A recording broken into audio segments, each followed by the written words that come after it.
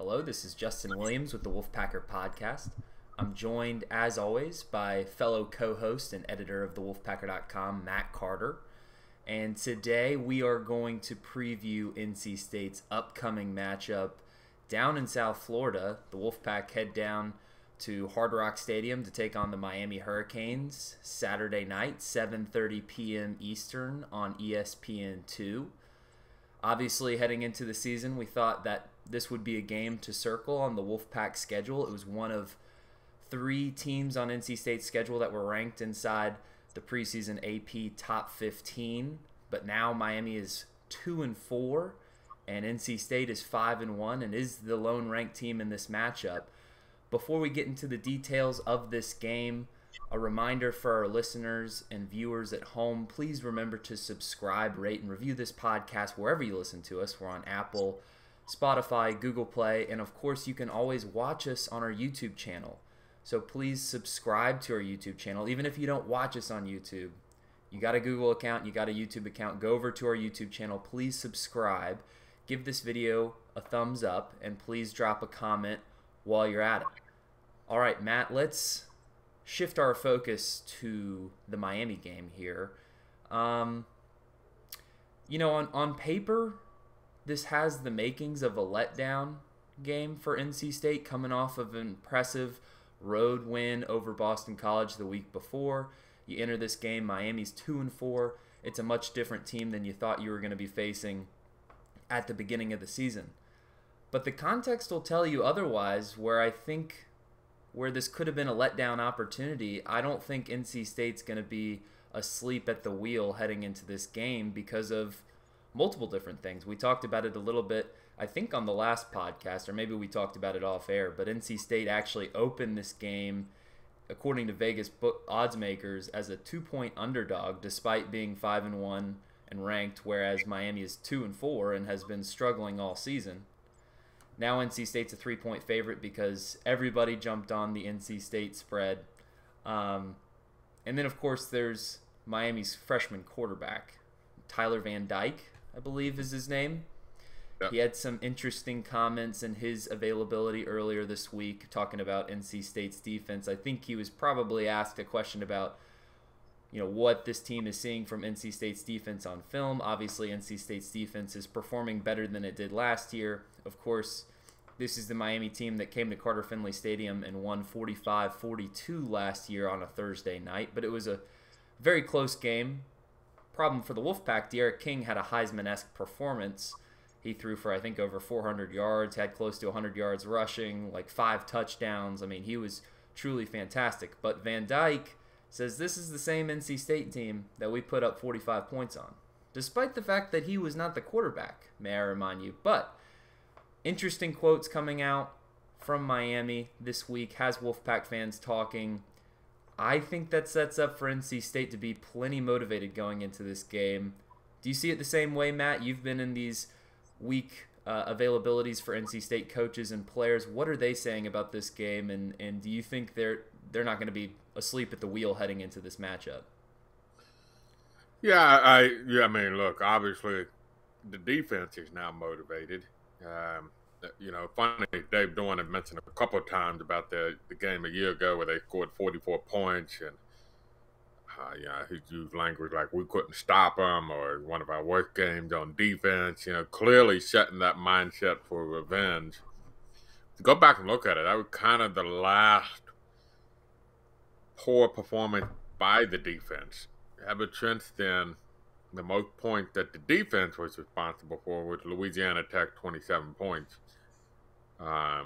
I know Syracuse scored 29, but you have to remember there was a special team touchdown in that game. And I think there may have been a really bad Bailey Hockman safety in that game, too, or something like to that regard. And I know they had a short field a couple times in that Syracuse game. So ever since that Miami game, the defense has been really on a great run for NC State. And so I think there was already that kind of motivation laid down, and then Luke Van Dyke, look, he's confident. He's saying out loud what probably every Miami football player thinks, and look, if NC State players said out loud what they think, we'd would have heard some bulletin board material the other way too, right? But one group's a little older, a little bit more mature when it comes to that type of stuff, and so you hadn't heard NC State return fire. But I think clearly the defense should be motivated. It should be fired up to go to this game, and that's usually where you need your motivation, because it's usually defense is more about effort, offense is a lot about execution, and so I think that. But I also think this is a team that feels like, as you mentioned, Dave Doeren. I guarantee you, Sunday when they met as a team, Dave Doeren brought up the fact that NC State was an underdog, even if the line quickly moved and it's not that way anymore. That when the game opened, NC State was an underdog. I guarantee you that's they're going to play that chip on the shoulder mentality as long as they can. It's worked well for them, and that's why deviate from it, right? Why deviate from what's working? There comes a point, I think Luke DeCock asked if there comes a point where you have to kind of shift that a little bit when you are going to start being favored in every game. And I think Doeren said, well, we're not favored in every game. So he's clearly giving a reference to the opening line on the Miami game. I don't think there'll be any kind of letdown. It's a night game. You got all day to think about it. You'll watch all the football before the game. You'll probably will see an upset or two that might remind you of what's at hand here. This is an important game in terms of the ACC race, and your gold, they're in front of you, but they can quickly go away from you. And so I think there's plenty on the line. Lose soon last year, bulletin board material, disrespectful opening line. I mean, I'd be surprised if they weren't motivated. Well, plus you've got to mention that Miami is a national brand, a national program. I mean, these guys grow up knowing that if you get a Miami offer, that's a coveted offer in the recruiting scene. They're going down to Hard Rock Stadium, playing in a pro NFL stadium, playing in prime time on national television. It's big. I mean, NC State is a big reason why this game is on ESPN2 versus ESPNU. That decision was made after NC State's impressive win over Boston College last week. Of course, Miami's going to always bring in their fair share of viewers with their national interest, but this is an opportunity for NC State, really, I think, to prove itself on the national stage. You look at the Boston College game, that was ACC Network. You think back to the last nationally televised game, that was NC State versus Clemson in Carter Finley Stadium. But the dynamic of that game going into it, I mean, I know it was one of the most watched games that weekend, but if you're a national audience, if you're outside the NC State audience, you're looking at that game as NC State the underdog trying to upset Clemson. Now, 2-3 weeks later, it doesn't seem like that very much. NC State is very much a contender in the ACC Atlantic. So this is an opportunity for really NC State to put itself on the national map. And, if they can come out and beat Miami in impressive fashion, that would show a lot. NC State moving on to 6-1, an impressive win on national television. There's a lot on the line here. But there's also a lot at stake in terms of, NC State, I can't afford to lose this game. I mean, the way I see it, you look at the rest of this schedule, yes, NC State is favored in every game left, but Matt, you and I were talking a little bit about this off air. There's not one game left on NC State's schedule where I sit back and say, yeah, there's no way NC State can lose that game. While all of these games are winnable, and all of these games NC State might be the favorite in terms of ESPN's FPI metrics or even Vegas odds going forward. These are all very much losable games as well. So, what scares you about Miami when you look into their production levels? If you watch them a little bit, I mean, where do you think Miami's strength is this season, and where could they challenge the Wolfpack on Saturday night? Well, to be fair, Tyler Van Dyke may have had a point about their offense's ability to score. I mean, they certainly had impressive second halves against both UNC and Virginia. Now, those are not two good defenses. NC State defense is better than both of those teams' defenses. So that's a different animal. But that's, and could the defense be good? Well, they can't tackle worth a lick. And that's the problem for Miami. When I say could Miami defense be good. They can't tackle. They're a terrible tackling team. It's been documented. It's borne out when you look at the Pro Football Focus grades. They're the third worst team out of 130 in the country at the FBS level in tackling from a graded standpoint. There were some plays against UNC. It was just, I'm sure defensive coaches want to vomit when they see the see the film on it. So, their defense has not shown a whole lot this year. I would say this about Miami. Originally my first thought after they lost to UNC, this is a Miami team that's about to kind of have its season spiral out of control. They're clearly not in a good spot mentally. There's a lot of disenchantment, et cetera, et cetera. To be really honest, though, this is a Miami team that's played a heck of a schedule. And a non-conference schedule that included Alabama, Appalachian State, who just upset Coastal Carolina on Wednesday night. And that game was in Miami, though. Wasn't in Boone. Yeah. And Michigan State, which was also in Miami. So they they beat Appalachian State, lost to Michigan State, lost to Alabama. Both of those, Michigan State was in Miami. But, those two Power 5 teams I mentioned, I believe, are both in the top 10, maybe top 5, borderline top 5 in that 5 to 10. Michigan State's ranked 9th, but it's kind of a fraudulent 9th. But regardless, they still have the record to be a top 10 team. Yeah, and then you have Appalachian State, probably one of the better group of 5 teams. Not the best, not the top tier, but one of the better ones. And then they played Virginia and UNC, which are kind of their peers in the ACC. If you look at those two games, that's where you have to be careful. They missed a field goal similar to the situation of Chris Dunn against Clemson. They were setting up. They played for the game-winning field goal. It was a very makeable kick. Their kicker is a good kicker. He's a freshman, but he's a good kicker. And he just clanked it off the upright. Got unlucky, hit it off the upright. And then if you look at the UNC game, they're driving. They're down 3. They're in the red zone. They're going to at least tie it to force overtime. They're still being aggressive. The quarterback goes back to throw. The ball gets hit at the line of scrimmage. Goes up into the air. A couple of guys had a shot at it. And I think it actually hit another player. And then on the second bounce, a UNC guy intercepts it. It was like 20 seconds to go in the game. Kind of a fluky play. Just missing that field goal. They're very close to being 4-2, 2-0 in the ACC with their 2 losses being the top 10 teams. And then you're probably looking at this game completely differently. So I got to admit, the more I look at Miami, the more I say this is, I don't necessarily completely understand Vegas starting out with Miami as slight favorite. I think Interstate should probably have more points than 3 going right now, but I can see why there's respect for Miami because they have played probably the toughest schedule in the ACC. They're very close to being a 4-2 team, undefeated in the ACC and right in the mix in the Coastal. Clearly the talent is there. But for Miami to win, it's got to be a shootout. And that's their problem right now. They're kind of one-dimensional. They have to outscore you. They have to get the games into the 30s and 40s.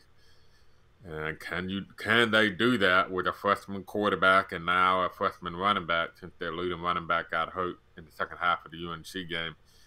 Can they do that against NC State defense, who I just talked about? Ever since that Miami game has not given up more than 27 points to an offense in a single game. And not to mention NC State hasn't lost a conference game since Miami last year. NC State finished the season with 4 straight ACC victories in 2020 before starting the year 2-0 in ACC play in 2021.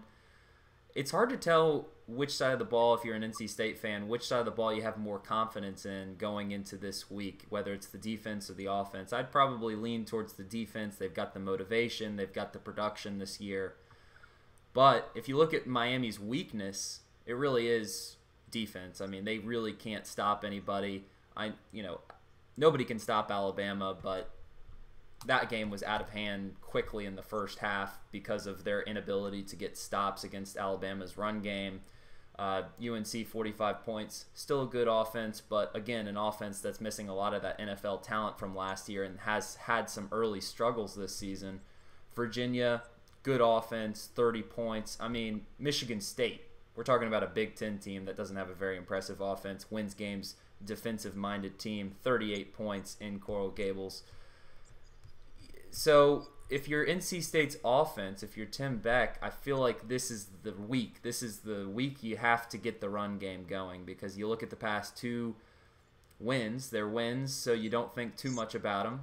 But on the other hand, you look at your backs and you look at your offensive line that's really performing well this season, and you're thinking, we probably could have gotten a little bit more production out of those last 2 games. There's been flashes of more explosiveness in the run game earlier on this season. But you'd like to see a return to form this weekend against Miami. I'd say this is a game where you got to see Bam Knight and Ricky Person get loose a little bit. If NC State can take an early lead and maybe not wait for the third quarter like it did against Boston College to go ahead and take a 1 or 2 possession lead, then you can get those backs going. Then you can start playing the time of possession game. You can start controlling the ball, keeping Miami's offense off of the field, because I think the only way this Miami team can win a game like this is in a shootout. I don't think Miami's going to consistently be able to keep NC State's offense off of the field. I think NC State will have no problem scoring, at a minimum 25 points in my mind, up to maybe 40. And, if NC State's defense can be, keep Miami out of the end zone, but maybe 2 times, I think NC State has no problem in this game. But Miami certainly wants to make this game a shootout if you look at its strengths.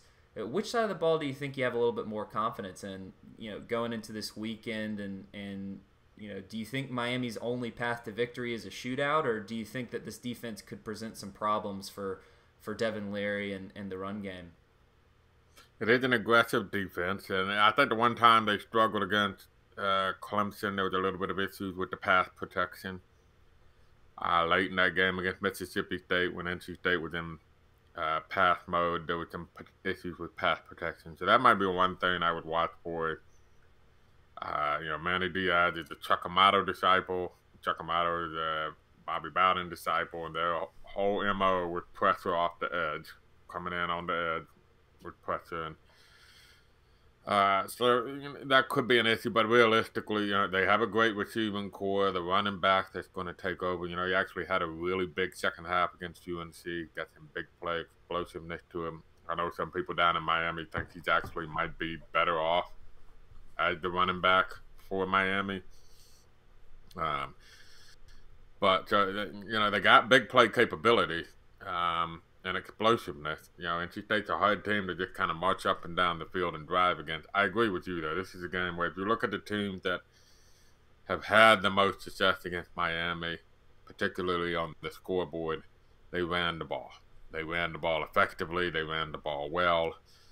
UNC had big running numbers last week. I think Virginia had big running numbers. Now, one difference is those 2 teams have quarterbacks that can run. Devin Leary's not a runner, so they will have to do it more traditional than those 2 teams did. Based on production, you would think you would feel better about NC State's offense. But you're always confident in the defense. They haven't given you any reason not to be confident. Tyler Van Dyke has been a slow starting quarterback the last couple of weeks.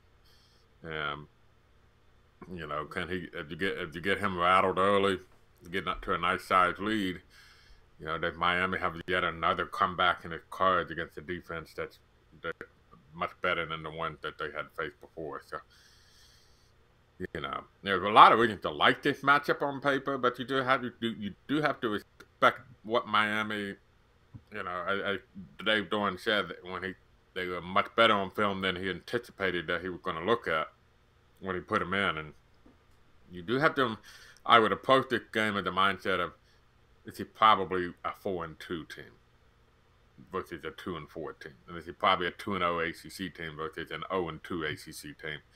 And look at it that way. So, kind of like the bowl game last year. Remember we talked the bowl game against Kentucky and everybody was like, oh, they're 4-8. Well, go look at who they played. Or they were 4. What were they? They were like 4-6 or something like that, right? And but they played Alabama and they'd played Georgia. Played everybody in the SEC. It was an SEC only schedule. They played everybody in the SEC, and it was like if they had their normal schedule, they were probably looking at an 8-4 team in the regular season, not. And now look not at Kentucky this year. Exactly. They were pretty good. Yeah. So I would kind of view Miami similarly. Don't focus too much on the record. I do like NC State chances, but just don't focus too much. The X factor is where is Miami up here, right? Where are they mentally?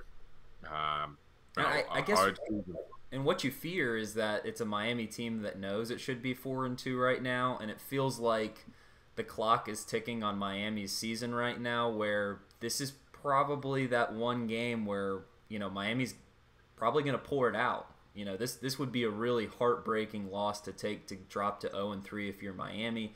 You got Pittsburgh the week after this, so it doesn't get easier for Miami. Their schedule lightens up tremendously in the last 4 weeks of the season, but you certainly don't want to go into those last 4 games thinking that you have to win all of them to just simply claim bowl eligibility.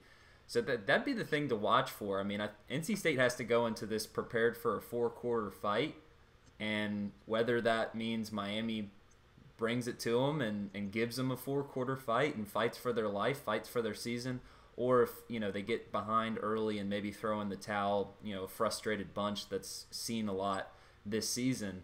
But either way, NC State's got to be prepared for either of those, and you've got to if Miami does throw in the towel, you got to be able to capitalize and really take it to them on the national stage like this. Yeah, I think that's the whole thing. It's now or never for Miami. The question is, do they view it that way, or have they already gotten to the never part? If they've already arrived to the never part, then NC State's going to be in a pretty good shape. But if they still view it as now, then this is very well probably headed to a 4-quarter game. And you have to be prepared. Just don't, like I said, I think we both, and actually I'll give Justin credit because I think he's been more on the don't look at Miami's record bandwagon than me. It took me to look at it a little harder to realize, I see what others are saying. It's just, he's better than a 2-4, 0-2 ACC team.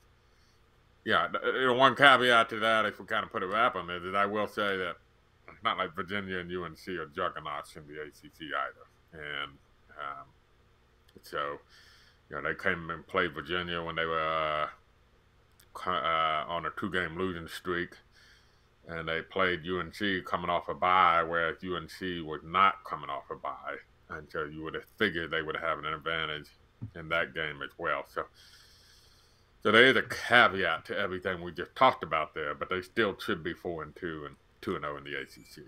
Virginia and Carolina might not be juggernauts, but they're certainly not the bottom of the barrel of the ACC. I still consider both of those teams, you know, I'd rank both of those teams above 8 in the ACC, in my ACC power rankings. I'd put Virginia in my top 5 of ACC teams right now. I got Virginia at 5. I think I had UNC at 10 or 11.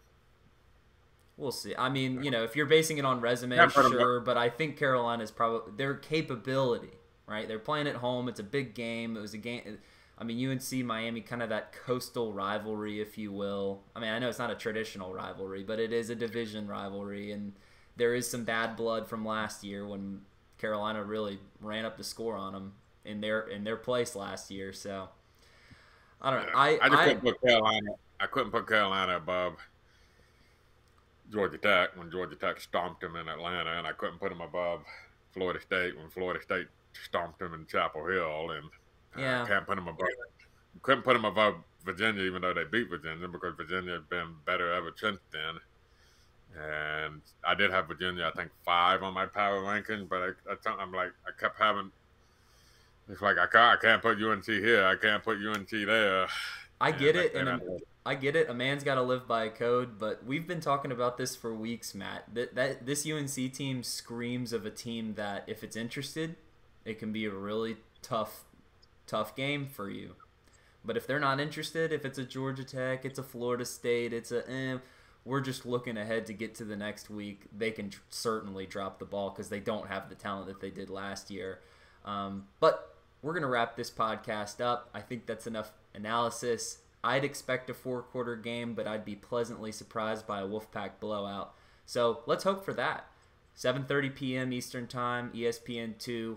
down in Miami. If you're not down there, we'll have all the coverage on the Wolfpacker.com, and of course you can watch on ESPN2.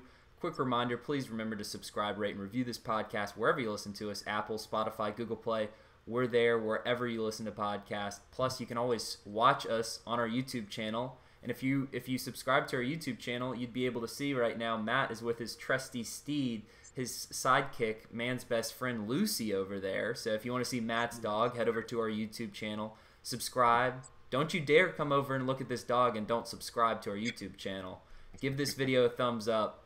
Drop a comment. We appreciate your support. And hopefully another good weekend for Wolfpack fans. For Matt Carter, this is Justin Williams, and this has been the Wolfpacker Podcast.